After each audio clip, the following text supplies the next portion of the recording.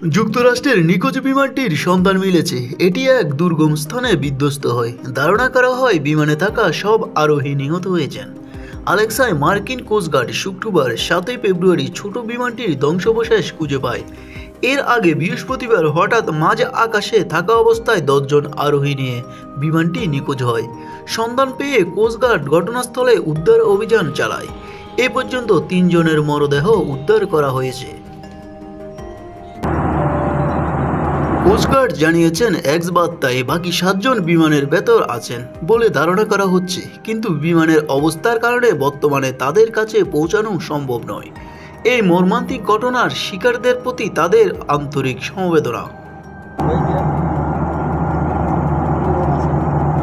নোমের 34 mile 55 kilometre দক্ষিণ পূর্বে তুষারবৃত ভূখণ্ডে ধ্বংসাবশেষটি পাওয়া যায়।